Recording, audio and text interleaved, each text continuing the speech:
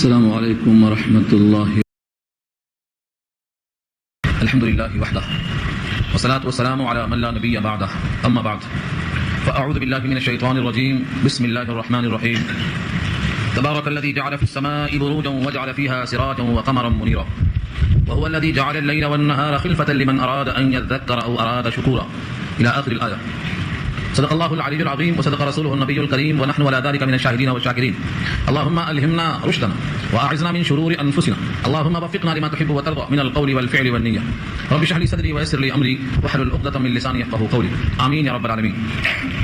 محترم حضرات، معزز سامعین، محترم خواتین، میری ماں اور بہنوں، ملی بھائیوں، پیارے بچوں، تلاوت کی ہوئی آیتیں سورہ فرقان 19واں پارہ آیت نمبر 61 سے لے کر 77 تک، یعنی سورہ کا بالکل آخری رکوع ہے اور پارے کا یہ چوتھا رکوع ہے. تذکرہ چل رہا تھا اللہ کی قدرت اور اللہ کی طرف سے بندوں پر عنایت اور شفقت. جب رحمان کی رحمت کا تذکرہ ہوگا تو چونکہ اس میں عموم ہے، رحمان کہتے ہیں اس ذات کو جس کی رحمت میں اتنا عموم ہے کہ کوئی بھی اس کی رحمت سے محروم نہیں ہے. کائنات کا ذرہ ذرہ اس کی رحمت میں داخل ہے.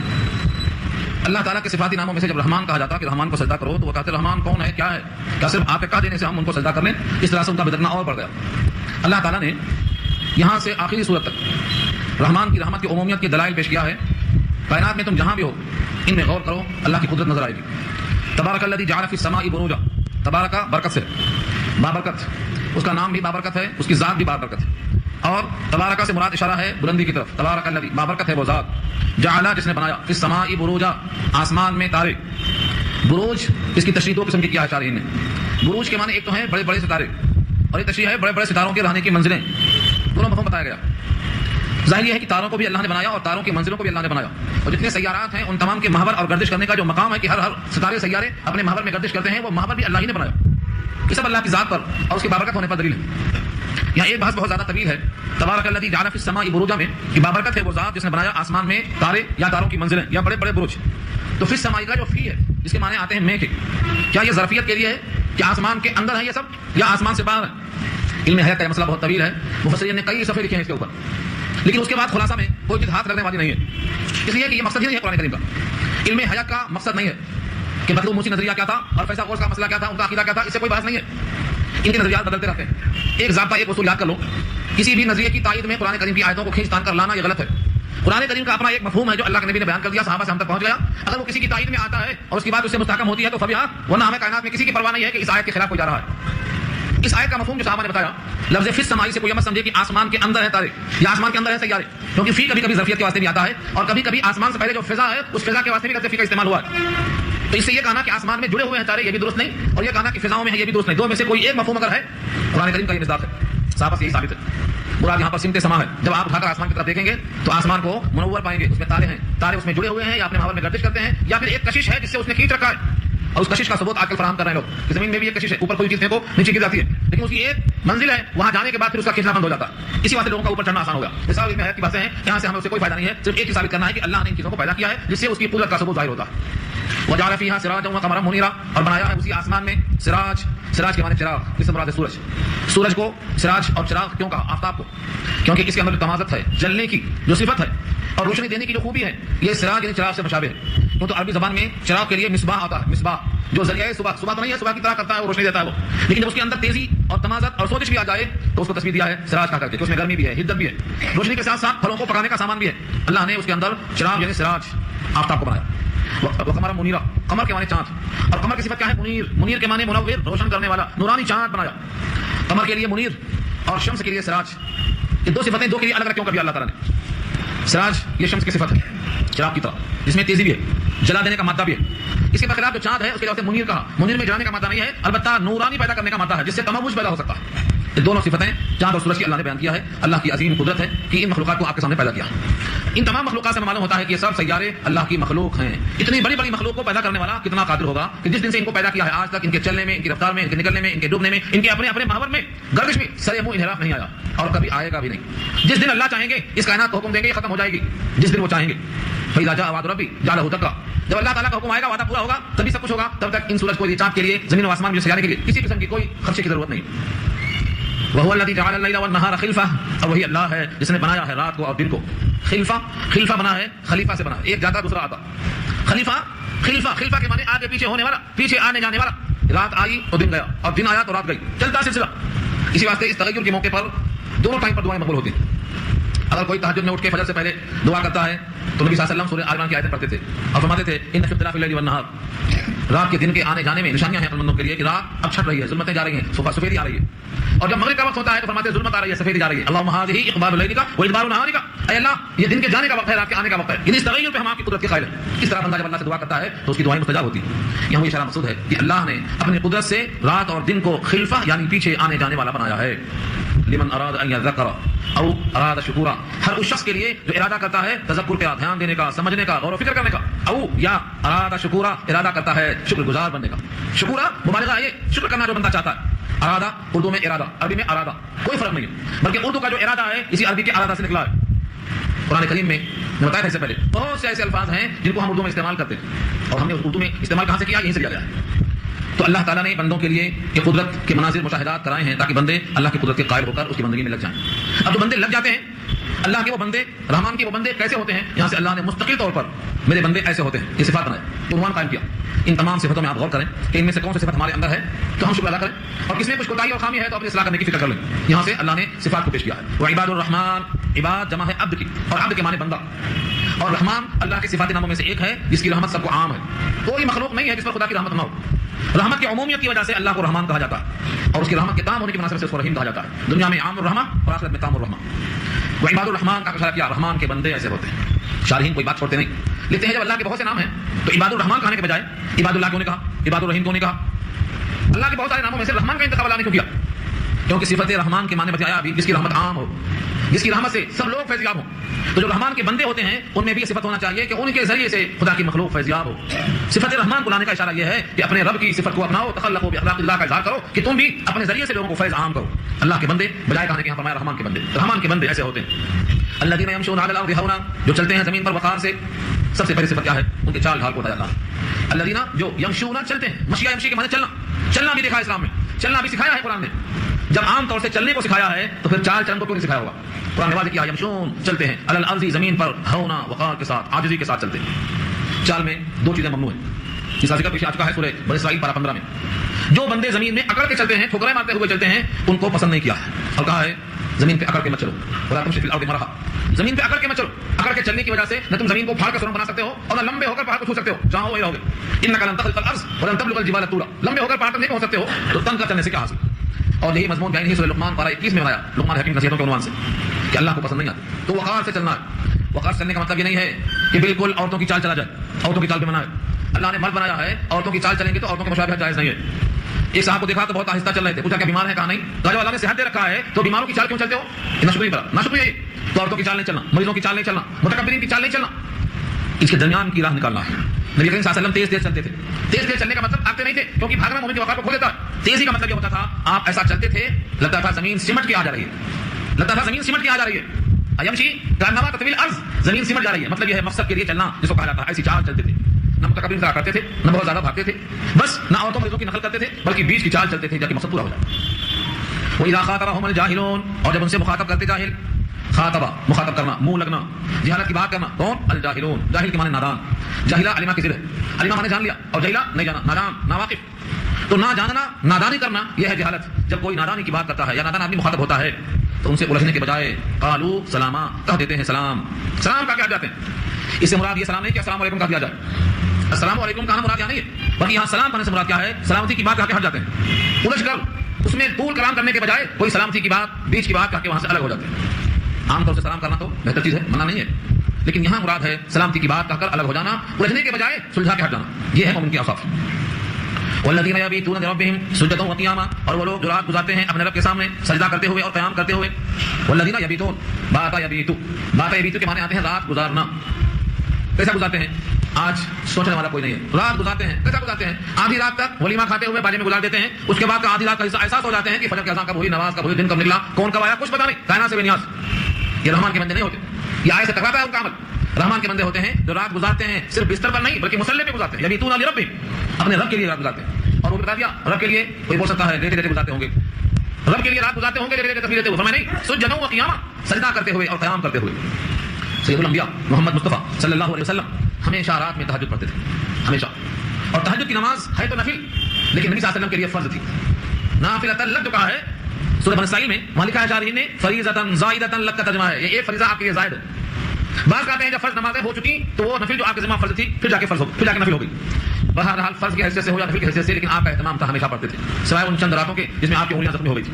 ہمیشہ رات میں تہجد پڑھتے تھے آپ. اس کا فائدہ ہو یا نہ ہو، ہمارے محبوب ہمیشہ پڑھتے تھے. ہمیں کبھی کبھی تو پڑھنا چاہیے، کبھی کبھی تو پڑھنا چاہیے. اور یہ رات کا قیام، رات کا رکوع اور سجدہ حدیث میں آتا ہے تمہیں اللہ سے قریب کرے گا. رب کی بندے سے قربت ہوتی ہے، جو تعلق ہے بندے کا اللہ سے اس کے اندر استحکام پیدا ہوتا ہے. اس لیے ہمیشہ تہجد کا اہتمام کرنا چاہیے. ہم لوگ سوچتے ہیں کہ ٹھیک 3 بجے نہیں ہونا ہوتا، 3 بجے کیسے اٹھیں گے؟ بہت آسان کر دیا ہے. صحابی فرماتے ہیں اگر کوئی عشاء کی نماز کے فوراً بعد 2 رکعت اس نیت سے پڑھ لے کہ مجھے آنکھ کھلتی نہیں کھلتی، 2 رکعت تہجد کی نیت سے پڑھ لیتا ہوں، تو یہ بھی اس کے لیے تہجد کی نماز ہے. کتنا آسان ہے. اور آسان دیکھو، عثمان غنی فرماتے ہیں رضی اللہ تعالیٰ عنہ، اگر عشاء کی نماز جماعت سے پڑھ لیا اور فجر کی نماز جماعت سے پڑھ لیا تو رات بھر عبادت کا ثواب مل گیا. اس طرح بھی کر سکتے ہیں. اگر رات میں نہ اٹھ سکیں تو سونے سے پہلے 2 رکعت پڑھ لیں، یا 2 نمازیں جماعت سے پڑھ لیں، یا دونوں نہیں ہو سکا ہے تو 2 رکعت نماز پڑھنے کے لیے کتنا وقت چاہیے؟ جب بھی سونے کا وقت آئے 2 رکعت پڑھ کے سو. بہرحال اپنے اوصاف کو دیکھیں کہ رات میں سجدہ کرنا ہے، رات میں قیام کرنا ہے اور رات ایسا ہی گزارنا ہے. نبی صلی اللہ علیہ وسلم رات میں اتنا طویل قیام کرتے تھے، اتنا طویل سجدہ کرتے تھے کہ بی بی عائشہ فرماتی ہے میرے دل میں خیال آیا کہیں روح تو پرواز نہیں کر گئی تو میں نے اپنے ہاتھوں سے آپ کے تلوے کو ٹٹولا. جب آپ کے پیروں میں حرکت ہوئی تو مجھے احساس ہوا اور خوشی ہوئی. اتنا طویل سجدہ کتنا ہوگا کہ بی بی عائشہ کو کیسا پیدا ہوگا. تو یہ طویل سجدہ کب ہوتا ہے؟ جب سجدے میں راحت ہو، جب سجدے میں لذت ہو، جب سجدے میں مزہ آتا ہو. اسی واسطے آقا فرماتے تھے جو جعلت قرۃ عینی فی الصلاۃ، میری آنکھوں کی ٹھنڈک تو نماز میں رکھ دی گئی ہے. میں جب تک نماز میں ہوتا ہوں مجھے سرور ملتا ہے. جب نماز میں ہوتا ہوں تو میرے مالک سے سرگوشیاں کرتا ہوں. جب میں نماز میں ہوتا ہوں تو مجھے احساس ہوتا ہے کہ میں اپنے مالک کے پاس ہوں. کس قدر ہے سجدوں میں لذت اور راحت. اسی لیے اللہ کے کتنے بندے گزرے ہیں، اہل اللہ اولیاء سب کے سب تہجد پڑھتے تھے. بلکہ بعض نے لکھا ہے کوئی مقرب نہیں بن سکا تہجد کے بغیر، کوئی مقرب نہیں بن سکا. ذاتی کی تکمیل تو آسان ہے، لیکن قربت اوروں سے آگے بڑھنا، اور جس کو نام سبقت ہے، اس قربت کے لیے ہمیں اضافی عبادت کرنا ہے. اور اس میں سب سے عمدہ عبادت تہجد کی نماز ہے. والذین یقولون، اور وہ لوگ جو کہتے ہیں ربنا اصرف عنا عذاب جہنم، اے ہمارے پروردگار پھیر دیجیے ہم سے جہنم کے عذاب کو دور کر دیجیے. دیکھو سجدہ بھی کرتے ہیں، قیام بھی کرتے ہیں، زمین پہ وقار سے بھی چلتے ہیں. جاہلوں کا جواب دفع شر سے یعنی سلامتی کی بات سے دیتے ہیں. اس کے بعد بھی مطمئن نہیں ہے، بلکہ دعاؤں میں ایسا اللہ سے درخواست کرتے ہیں کہ ہم سے جہنم کا عذاب دور کر دیجیے.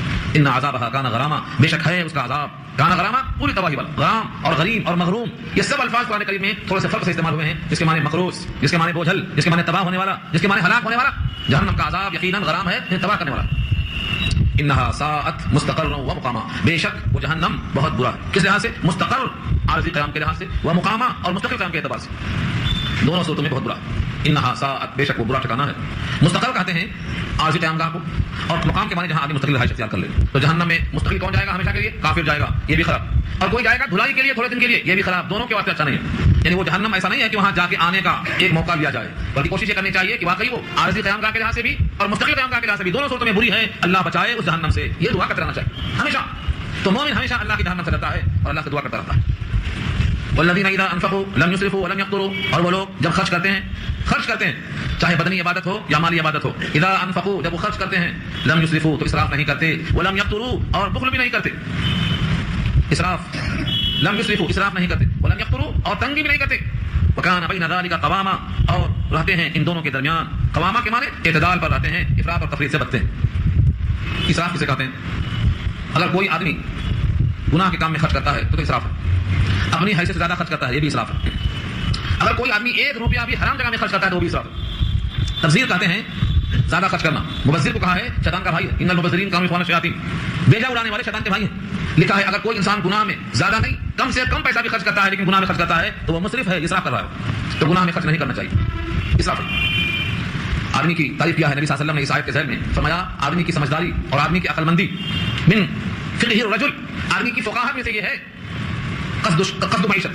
قصد معیشت ہی کا ترجمہ کیا ہے؟ اس کی معیشت میں اعتدال. آدمی کی فقاہت میں سے یعنی جو انسان کو خرچ کرنے کا سلیقہ آ گیا وہ کبھی پریشان حال نہیں ہوا، چاہے وہ کتنا ہی غربت میں ہو، لیکن اس کو تنگی میں اور آسانی میں دونوں صورتوں میں خرچ کرنے کا سلیقہ آ جائے. اس کا نام ہے کفایت شعاری. کتنا حیثیت ہے، کتنا ہم خرچ کریں. اللہ تعالیٰ نے انسان کے واسطے حکم دیا ہے. یہ آیت بتاتی ہے نہ بہت پورے ہاتھ کھول دو، نہ مٹھی بالکل بند کر لو. سورہ بنی اسرائیل پارہ 15 میں کہا ہے ولا تبسطها كل البسط، پوری طرح ہاتھ کھول دو گے تو بیٹھ جاؤ گے ناکام ہوگا کہ اب کیا کریں، مایوس ہو جاؤ. تو اللہ کے جو بندے، رحمان کے جو بندے ہیں، نہ وہ اسراف کرتے ہیں اور نہ فضول خرچی کرتے ہیں. وکان بین ذلک قواما، اور اعتدال قائم کرتے ہیں ان دونوں کے درمیان، یعنی افراط اور تفریط کے بیچ میں ایک معتدل راہ پہ چلتے ہیں.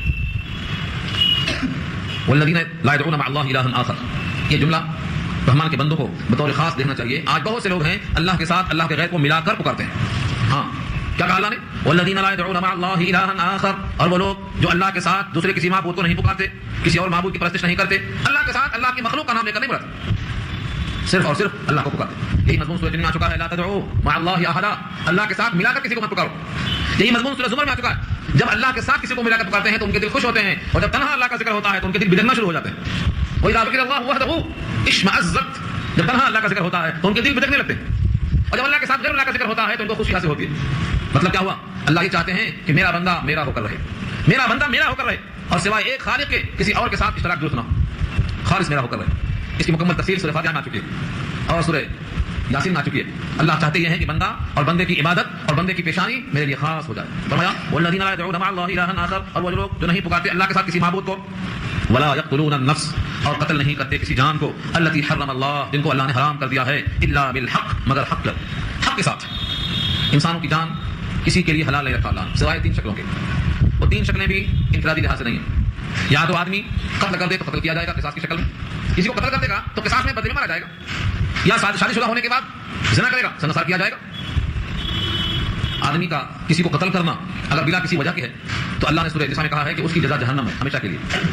ومن قتل مؤمنا متعمدا فجزاؤه جهنم خالدا فيها وغضب الله عليه ولعنه، ہمیشہ جہنم میں رہے گا، اللہ کا غضب ہے اس پر، اللہ کی لعنت ہے اس کے اوپر، اللہ کا غضب، اللہ کی لعنت، اللہ کی جہنم کب تک برداشت کر سکے گا کوئی انسان؟ اسی واسطے قتل ناحق سب سے بڑا جرم ہے۔ اس لیے فرمایا کہ وہ کسی کو ناحق قتل نہیں کرتے جن کو اللہ نے حرام کر دیا ہے۔ ہر بندے کی جان کسی بندے کے لیے دینا جائز نہیں ہے، اللہ نے حرام کر دیا ہے، الا بالحق کا مطلب کہ وہ قصاص میں مارا جائے، یا زنا کر چکا ہے سنگسار کیا جائے، یعنی جو شرعاً سزا نافذ ہے بس وہی درست ہے، اس کے سوا اور درست نہیں۔ ولا یزنون، اور وہ زنا بھی نہیں کرتے۔ زنا کرنا یہ قتل کرنے کے مقابلے میں زیادہ شدید ہے۔ اس کی پوری بحث ہم نے کیا ہے بنی اسرائیل میں۔ قتل کرنا یہ بھی بہت بڑا جرم ہے، لیکن زنا کرنا اس سے بڑا جرم ہے۔ یہ کیسے معلوم ہوا کہ اس سے بڑا جرم ہے؟ قتل کرنے کے بعد جو قاتل ہے اگر وہ معافی مانگ لے اور مقتول کے ورثہ معاف کر دیں تو دیت دے کر چھٹی مل جائے گی، اور اگر دیت بھی مل کے معاف کر دے تو چھٹی مل جائے گی۔ لیکن کوئی شادی شدہ ہے اگر زنا کرتا ہے تو اس کے سارے ورثہ مل کے معاف کرے تو معاف نہیں ہوگا، سنگسار کیا ہی جائے گا۔ اس کا مطلب کیا ہوا؟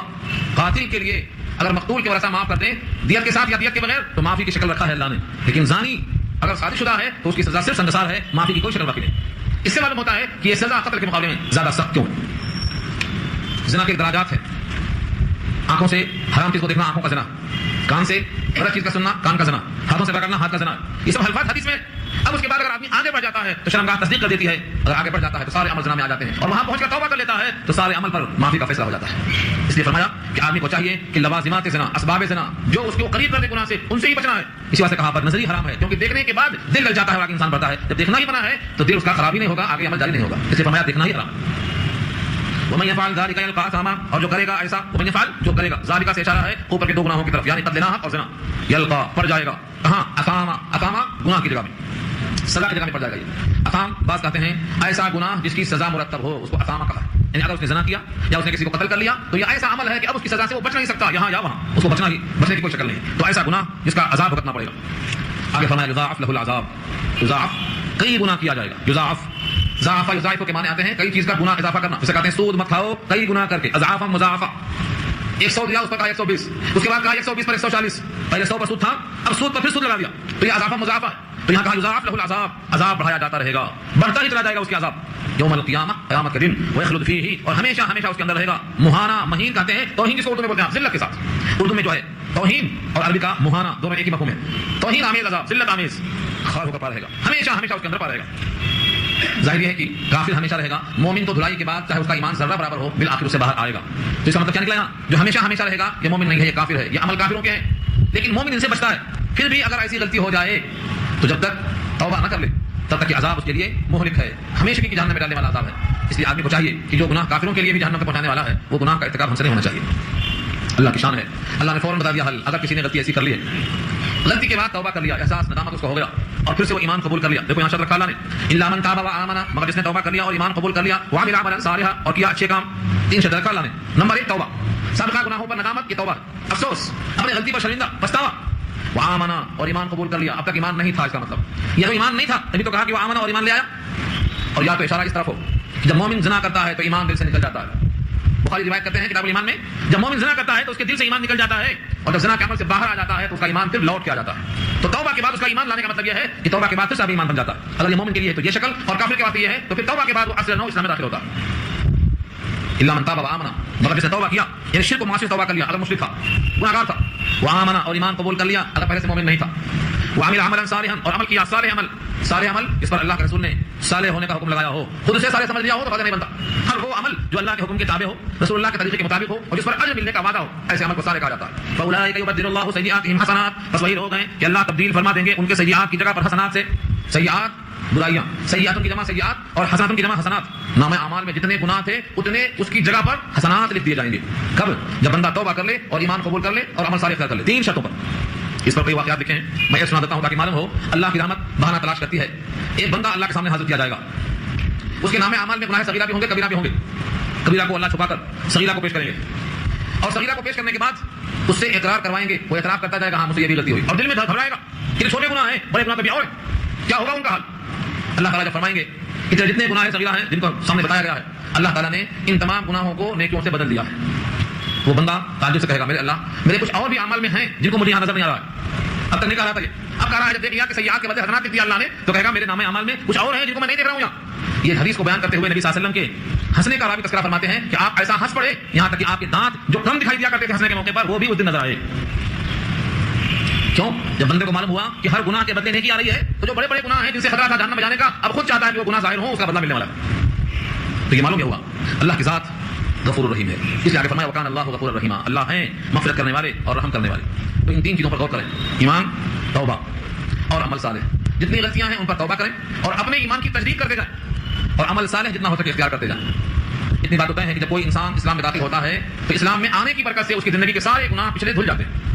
हाँ, नेकियां जो पिछले में थी, जिनकी कोई हैसियत नहीं थी, अब उन नेकियों को कायम कर दिया जाता है। अल इस्लाम यहदी मा काना क़ब्लहा, ये हदीस की वजह से कि इस्लाम में आने की बरकत से सारे तमाम गुनाह धुल जाते हैं। अगर ये बात यहाँ है कि वो पहले से मोमिन नहीं था, ईमान लाया है, तो मसला साफ है।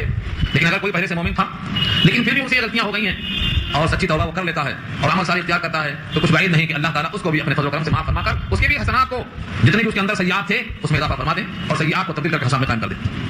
वमन ताबा व अमिल सालिहा, और जिसने तौबा किया और अमल सालिह किया, फइन्नहु यतूबु इलल्लाहि मताबा, तो बेशक वो मुतवज्जिह होता है अल्लाह की तरफ और अल्लाह भी उस बंदे की तरफ मुतवज्जिह होते हैं।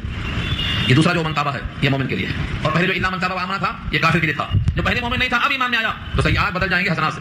और अगर कोई पहले से मोमिन है लेकिन गुनाहगार है, वो तौबा कर ले गुनाहों से और अमल सालिह इख्तियार कर ले, फइन्नहु यतूबु इलल्लाह, तो बेशक वो भी मुतवज्जिह हो रहा है अल्लाह की तरफ, मताबा खुलूस दिल के साथ खास तौर से। और बंदे की तौबा अल्लाह बदहाल कबूल करते हैं जब तक कि उसका वक्त बाकी है। ये दरमियान की बात आई। रहमान के बंदों के औसाफ में से ये भी है, वल्लज़ीना ला यशहदून ज़ूर, और वो लोग जो मुशाहिदा नहीं करते यानी शामिल नहीं होते बेहुदा बातों में। ला यशहदून ज़ूर, ज़ूर के माने बेहुदा बातें, झूठी बातें, ऐसी चीज जो इंसान के लिए दागदार बना दे, उसके नाम अमल को ज़ूर के माने झूठ कहते हैं, झूठी गवाही खास तौर से। ज़ूर से मुराद झूठ और झूठी गवाही खास तौर से। फरमाया ला यशहदून ज़ूर, जो झूठी गवाही नहीं देते, झूठ में शामिल नहीं होते। हज़रत उमर रज़ी अल्लाह तआला अन्हु बड़े सख्त थे इस मौका में। फरमाते अगर किसी की झूठी गवाही साबित हो गई, तो इसने झूठी गवाही दी थी, कोई आदमी अच्छा नहीं है उसको अच्छा कह दिया, या कोई अच्छा है उसे बुरा कह दिया, झूठी गवाही दे दिया, तो फरमाते थे कि ये शख्स हमेशा के लिए नाकाबिल एतबार हो गया, उधर भी आने का होती और उसको 90 कोड़े मारने का हुक्म देते थे। कोड़े मारने का हुक्म क्यों? इसी वास्ते कि वो बंदा गलत कामों में शामिल हो गया। फरमाया ला यशहदून ज़ूर, बेहुदा बातों में वो शामिल नहीं होते, यानी हर वो बात जो गुनाह हो उसमें अपना दखल नहीं रखते बल्कि उसे किनारा कश हो जाते। व इज़ा मर्रू बिल्लग़वी, और जब गुजरते हैं किसी गलत काम के करीब से, लग़व के माने बेहुदा मशवरा, आकर बोलने की जरूरत नहीं है, कितने मशवरे बेहुदे हैं जहां पर आदमी दुनिया के कामों में ऐसा मुलविस हो जाता है कि फराइज़ से गाफिल, और जिन चीजों को अल्लाह ने हराम किया उनका इर्तिकाब। ऐसे मौके पर इंसान का शरीक होना अल्लाह को पसंद नहीं फरमाते। अगर कोई मौका ऐसा आ जाए कि वो रास्ते में पड़ जाए तो मर्रू किरामा, शरीफाना गुजर जाते हैं, उसमें झांकते टांगते करीब नहीं होते, उसकी तारीफ नहीं करते, उसकी वाह नहीं करते। वल्लज़ीना ला यशहदून ज़ूर, जो झूठी बातों में शामिल नहीं होते और जो कभी गुजरते हैं बेहुदा मशवरों से, मर्रू किरामा, तो गुजर जाते हैं संजीदा होकर। एक बार अब्दुल्लाह बिन मसूद रज़ी अल्लाह तआला अन्हु कहीं से गुजरे और वहां कहीं तमाशा चल रहा था। उस जमाने में कोई औरत गाती है, लोग घेर लेते हैं और बाजा बजता है, तो उस जमाने में सबसे बड़ा तमाशा ये होता था। वहां से गुजर गए हजरत अब्दुल्लाह बिन मसूद को इस तरह गुजरते हुए, तो नबी सल्लल्लाहु अलैहि वसल्लम को खबर पहुंची तो आपने फरमाया कि अब्दुल्लाह बिन मसूद आज से करीम हो गए। करीम कहां से कहा करीम? इसी आयत से कहा वइज़ा मर्रू बिल्लग़वी मर्रू किरामा, तो जो किरामा यानी शरीफाना गुजर जाता है वो करीम बन जाता है। अल्लाह की निगाह में वो बंदा शरीफ है और वो करीम है जो बेहुदा मशवरों से गुजर जाता है शरीफाना अंदाज में। वइज़ा ज़ुकिरू बिआयाति रब्बिहिम, ये बहुत अहम जुमला है। वइज़ा ज़ुकिरू, और जब नसीहत की जाती है, बिआयाति रब्बिहिम, उनके रब की आयतों के जरिए, लम यखिरू अलैहा, नहीं गिर पड़ते हैं उन नसीहतों पर, सुम्मन, बहरे होकर, उम्याना, अंधे होकर। इस एक आयत पर बहुत तवील कलाम है, मगर मैं खुलासा पेश करता हूं। उस जमाने में नबी सल्लल्लाहु अलैहि वसल्लम कुरान को पेश करते थे, जब आयत नाज़िल हुई सहाबा किराम पेश करते थे, तो काफिर इस किताब के पढ़ते हुए उस महफिल को घेर लेते थे।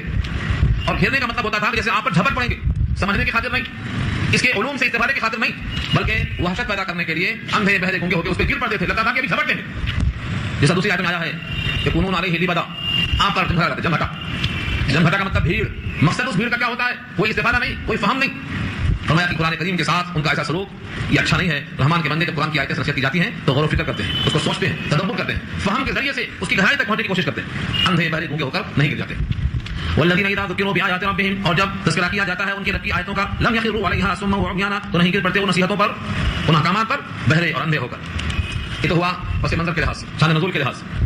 مفتیان کرام نے اس آیت پر لکھا ہے کہ آج کل لوگ قرآن کریم کی طرف قریب ہو رہے ہیں. یہ اچھی بات ہے، بڑی اچھی بات ہے کہ لوگ قرآن کی طرف قریب ہو رہے ہیں، لیکن ہر آدمی تھوڑا بہت جاننے کے بعد اپنے آپ کو اتنا بڑا علامہ سمجھتا ہے کہ کسی مفتی کی بات کو بھی پسند نہیں کرتا، کسی عالم کی بات کو بھی پسند نہیں کرتا، اور سمجھتا ہے کہ جو میں نے سمجھا ہے وہی صحیح ہے آخر، جس میں کسی استاد کی رہنمائی شامل نہ ہو. ایسے فہم کو جو صحابہ کی ڈگر سے ہٹا ہوا ہو، یہ ہمارے لیے بڑی آزمائش ہے. اندھے بہرے گونگے ہو کر گرنے سے یہ بھی مراد ہے. جو دل میں آیا مطلب نکال لیا، وہ صحابی سے ثابت ہے یا نہیں ہے، اسے کوئی بات نہیں. حضور نے بتایا نہیں بتایا، کوئی مطلب نہیں. جو میں نے سمجھا وہ بیان کر دیا، یہ سمجھ اچھی نہیں. فرمایا جو قرآن کریم کی تشریح اللہ کے نبی نے کی ہے، صحابہ نے اخذ کیا ہے، اسی ڈگر پہ چلنا ہے. اور جو اندھے بہرے گونگے ہو کر جو دل میں آیا مطلب نکال لیا، اسی لیے 72 فرقے پیدا ہوئے، اور ہر فرقہ قرآن سے ہی استدلال کرتا ہے. کیوں؟ اپنی سمجھ کے مطابق، اپنے ڈگر کے مطابق. اس وجہ سے اختلاف ہوتا ہے. حدیث میں آیا ہے جیسا صحابہ ایمان لائے تم ویسا ایمان لاؤ تو کامیاب ہوگے. تو قرآن کو سمجھنا ہے جس طرح صحابہ نے سمجھا اور صحابہ کے ذریعے سے ہم تک پہنچا ہے. ایک بات کا لحاظ کرنا ہے، یہاں وہی مراد. والذین یقولون ربنا هب لنا من ازواجنا وذرياتنا قرۃ اعین، اور وہ لوگ جو کہتے ہیں اے ہمارے پروردگار، هب لنا من ازواجنا، دے دو ہم کو ہماری عورتوں سے، وذرياتنا ہماری اولاد سے، قرۃ اعین آنکھوں کی ٹھنڈک. اولاد دے دو نے کہا قرۃ اعین آنکھوں کی ٹھنڈک، قرۃ کے معنی ٹھنڈک اور عین کی جمع اعین، آنکھوں کی ٹھنڈک دے دو، یعنی راحت دے دو. صرف اولاد کافی نہیں ہے، اولاد ایسی ہو جیسے آنکھیں ٹھنڈی ہوں. ٹھنڈی کیسے ہوں گی؟ اگر آدمی دیندار ہے، متقی پرہیزگار ہے، اللہ کا بندہ ہے، تو کیا چاہتا ہے؟ میری اولاد بھی اللہ کی وفادار ہو، اللہ کی خاص بندگی کرنے والی ہو، شرک سے پرہیز کرنے والی ہو، تاکہ میرے ساتھ جنت میں ساتھ رہے. یہ بھی یہاں مراد ہے. اور اگر آدمی دنیا پر توجہ زیادہ کرتا ہے تو چاہتا ہے کہ عورت خوشحال ہو، بچے خوشحال ہو. خوشحالی سے دنیا کی حد تک ہے تو وہ بھی دعا کرنا برا نہیں ہے. ربنا آتنا فی الدنیا، خوش سکھایا اللہ نے، وہ بھی معلوم نہیں ہے. لیکن آخرت کو چھوڑ کر، جنت کو چھوڑ کر صرف دنیا کی خوشحالی کو مانگتے رہنا، یہ تنگ نظری ہے، آخرت سے غفلت کی دلیل ہے. اس لیے فرمایا یہاں مراد قرۃ اعین سے اولاد کی سلامتی ہے کہ وہ دین پر قائم اور دائم رہے. وجعلنا للمتقین اماما، اور بنا دے ہم کو متقیوں کا امام، ہم کو متقیوں کا امام بنا دے. یہاں پر یہ خیال بھی آ سکتا ہے دماغ میں کہ اپنے کو امام بننا چاہتا ہے، بڑا بننا چاہتا ہے، اور بڑائی کو حاصل کرنا یا بڑا بننا دنیا میں تو اچھی علامت نہیں ہے. کیونکہ اللہ نے کہا ہے دار آخرت ان کے لیے ہے جو دنیا میں بڑائی نہیں چاہتے. تلک الدار الآخرۃ نجعلها للذین لا یريدون علوا، جو زمین میں بلندی نہیں چاہتے ان کے پاس دار آخرت رکھا ہے. تو امام بننا تو بلندی حاصل کرنا ہے. سارے لکھتے ہیں کہ متقیوں کا امام بنانے کا مطلب یہ ہے، ابھی آپ نے سنا کہ اولاد سے ہمیں آنکھوں کی ٹھنڈک حاصل ہو، یعنی ہماری اولاد دیندار بنا دے. اور گھر کا جو آدمی ہوتا ہے، باپ ہے، دادا ہے، جو اپنے اولاد کے حق میں دعا کرتا ہے ایمان پر چلنے کی، وہ پہلے سے سردار ہوتا ہے. گھر کا باپ، گھر کا سردار.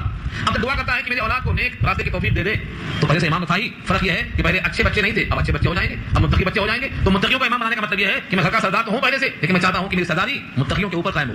یعنی متقی جو میرے خاندان کے لوگ بن جائیں تو میں متقیوں کا سردار بن جاؤں، تاکہ آگے راستہ میرا مشکل نہ ہونے پائے. تو یہاں سرداری مانگنا نہیں ہے، سردار تو تھا پہلے سے. فرق یہ ہے کہ میں جن کا سردار ہوں ان کو متقی بنا دے، تاکہ متقیوں کی خیر کا موقع مجھے مل جائے. اور یہ بالکل درست چیز ہے. آگے یہی حکم دیا گیا ہے، متقی بننا، متقیوں کو دیکھنا، متقیوں کی صحبت میں رہنا، اور دینداری کے موقع پر جہاں سے دین کا اور آخرت کا زیادہ فائدہ ہو وہاں پر پیشوائی کرنے کا حوصلہ رکھنا، یہ اچھی چیز ہے. ان تمام کے بعد اب اللہ فرماتے ہیں کہ ان کی جزا کیا ہے، کیا ملے گا. ایسے 13 صفات رکھنے والے میرے رحمان کے جو بندے خاص طور سے وہ کیا ملے گا. فرمایا اولئک، یہی لوگ ہیں، یجزون الغرفۃ بما صبروا، بدلے میں دیے جائیں گے غرفہ. غرفہ کہتے ہیں بالا خانہ. جنت کے اندر بھی اللہ نے بالا خانہ بنایا. غرفہ کہتے ہیں باہر سے اندر نظر آئے اور اندر سے باہر نظر آئے، دو طرف نظر آئے. ایک آیت ذہن میں آ رہی ہے، فرمایا اللہ تعالیٰ نے چاندی میں خاص بات یہ ہے کہ چاندی میں باہر سے اندر نظر نہیں آتا. چاندی میں باہر سے اندر، اندر سے باہر نظر نہیں آتا. لیکن اللہ نے فرمایا ہے قواریر من فضہ، قواریر من فضہ، وہ چاندی کے ہوں گے لیکن وہ قواریر ہوں گے، یعنی آئینے ہوں گے، چاندی کے آئینے. تو آئینے میں نظر آتا ہے تو چاندی کے جو آئینے ہوں گے تو وہاں بھی نظر آئے گا. بتانا یہ ہے کہ ایسے محلات ہوں گے کہ چاندی سونے ہونے کے باوجود بھی اندر سے باہر، باہر سے اندر نظر آئے گا. یہ بالا خانے ان کو دیے جائیں گے. ان کے اوصاف بہت زیادہ بتائے گئے، بہت زیادہ بتائے گئے. ان جنت کے بالا خانوں میں جب بندہ ہوگا تو دوسرے جنتی جب اس کو دیکھیں گے تو ان کی بلندی اتنی زیادہ ہوگی کہ جس طریقے سے آج کوئی آسمان سے زمین والوں کو دیکھے تو چھوٹے چھوٹے مکانات نظر آئیں گے، بالکل چھوٹے چھوٹے رہتے ہوئے. ان بالا خانوں سے جب کوئی جھانکے گا تو دیگر جنسیوں کے مکانات ایسے نظر آئیں گے، کتنے چھوٹے. یہ الرحمان کے مخصوص جو بندے ہیں ان کے واسطے اللہ نے غرفہ اور بالا خانے کا انتظام کیا ہے. بما صبروا، ان کے صبر کی وجہ سے، یعنی دین پر جمنے کی وجہ سے. یلقون فیہا تحیۃ و سلاما، یلقون ملاقات کیے جائیں گے فیہا اس جنت کے اندر تحیہ دعائیہ کلمات سے، و سلاما اور سلامتی کے الفاظ سے. جب بھی کوئی ملے گا تو سلام علیکم، السلام علیکم کہے گا. تحیہ کے معنی کلمات دعائیہ، ایسی چیز جن سے بندے کو خوشی حاصل ہوتی ہے. دعا اور سلام ہمیشہ ملتا رہے گا. خالدین فیہا، ہمیشہ ہمیشہ اس کے اندر رہیں گے. حسنت مستقرا و مقاما، یہاں کہا حسنت اور اوپر آیا تھا ساعت، وہاں بھی مستقر اور مقام تھا اور یہاں بھی مستقر اور مقام ہے. یہ توازن دیکھو. وہاں کہا گیا تھا جو اللہ کے باغی ہیں ان کے واسطے جہنم ہے. جہنم کا ساعت بری ہے, اس کی ضد کیا ہے؟ حسنت, اچھی ہے. وہاں کیا تھا؟ مستقر کے لحاظ سے اور مقام کے لحاظ سے. یہاں فرمایا حسنت اچھی ہے مستقر کے حساب سے اور مقام کے اعتبار سے. کیسا اچھا ٹھکانہ اور بہترین مقام ہے, ہمیشہ رہیں گے, بہترین ٹھکانہ ہے, بہترین مقام ہے. ان تمام چیزوں کے بعد آخر میں ایک بات کہی گئی ہے, دیکھو بندو, اگر تمہاری پکار, تمہاری عبادت, تمہاری بندگی, تمہاری اللہ کو راضی کرنے والی کیفیت نہ ہوتی تو تمہاری اللہ کو کوئی پرواہ بھی نہ ہوتی. قل, آپ کہہ دیجیے, ما یعبأ بکم ربی لولا دعاؤکم, ما یعبأ بکم ربی, تمہاری پرواہ نہیں کرتا میرا رب, ربی میرا رب, ما یعبأ بکم, تمہاری پرواہ نہیں کرتا, لولا دعاؤکم, اگر تمہاری پکار نہ ہوتی, اگر تم اللہ کی عبادت نہ کرتے تو تمہاری اللہ کو کوئی پرواہ نہ ہوتی. کیا مطلب ہوا؟ جتنے لوگ اللہ کے حکم کی پرواہ نہیں کرتے جب جہنم میں جائیں گے تو اللہ کو بھی ان کی پرواہ نہیں ہوگی. اور کائنات میں اگر کسی بندے کے واسطے بالا خانے ہیں تو اس لیے ہے کہ ان بندوں نے اپنے رب کی اطاعت کی ہے, اس اطاعت کی وجہ سے اللہ نے ان کے واسطے ان کا انتظام کیا. گویا بندوں سے اللہ کو کوئی غرض نہیں ہے, کیونکہ بندوں کی تخلیق ہوئی ہے عبادت و معرفت کے لیے. اگر بندہ اپنے مقصد تخلیق میں لگا ہے تو جنت کا حقدار بنے گا, اور مقصد فوت ہو گیا ہے تو رب کو تمہاری کیا پرواہ ہے. دنیا میں آدمی کوئی بھی کام کرتا ہے تو کسی مقصد سے کرتا ہے. پنکھا لگاتا ہے ہوا لینے کے لیے, اب پنکھے میں ہوا ہی نہیں آ رہی ہے, کیا کرے گا رکھے اس کو. گھر میں انسان کوئی بھی چیز لاتا ہے کسی مقصد کو پورا کرنے کے لیے, اگر مقصد پورا نہ ہو تو کیا پرواہ, اس کو پھینک دے گا. بس یہی حال ہے. اللہ نے کہا ہے انسانوں سے, وما خلقت الجن والانس الا لیعبدون, تمہاری تخلیق میری معرفت, میری بندگی کے واسطے ہے. اگر تمہاری بندگی تم سے فوت ہو گئی تو تم کو رکھ کر کیا کریں گے؟ تم جہنم میں جاؤ یا اور کسی گڑھے میں جاؤ. تمہاری پکار, تمہاری عبادت اگر نہ ہوتی تو میرے رب کو تمہاری کوئی پرواہ نہ ہوتی. یہ مفہوم بیان کیا. اس آیت کے مفہوم اور بھی ہیں, کئی انداز سے پیش کیے گئے ہیں, سب سے آسان, سب سے صالح مضمون ہے. قل ما یعبأ بکم ربی لولا دعاؤکم, کہہ دیجیے تمہاری پرواہ نہیں ہے میرے پروردگار کو اگر نہ ہوتی تمہاری پکار, تمہاری عبادت. فقد کذبتم, سو اے کافرو, تم نے تو اللہ کو جھٹلا دیا, اللہ کی آخرت کو جھٹلا دیا, جہنم کو جھٹلا دیا, قرآن کو جھٹلا دیا, نبی کو جھٹلا دیا. تم تو جھٹلا چکے. تمہاری حیثیت کب بنتی؟ جب تم اطاعت کرتے. اب تو تم نے جھٹلا کر اطاعت کا موقع بھی گنوا دیا ہے, اب تمہارے لیے سزا یقینی ہو گئی. فسوف یکون لزاما, ان قریب ہو جائے گا. تمہارا جھوٹا سمجھنا کیا ہوگا؟ لزاما, لازم کر دے گا تمہاری سزا. لزام کے معنی لازم کر دینا, تمہارے لیے سزا لازم ہو گئی, کیونکہ مان کر جو حاصل ہونے کا موقع تھا تم نے جھٹلا کر اس کو کھو دیا. اب تمہاری کوئی پرواہ نہیں ہے, تمہارے واسطے سزا لازم ہے. دنیا میں بدر سے شروع ہو گئی اور جہنم میں پہنچنے تک وہاں پہنچتے رہے. یہاں تک کی بات مکمل ہو گئی. الحمدللہ سورہ فرقان مکمل ہو گئی. اس کے بعد سورہ شعراء کا انشاءاللہ آغاز ہوگا. دعا کر لیجیے.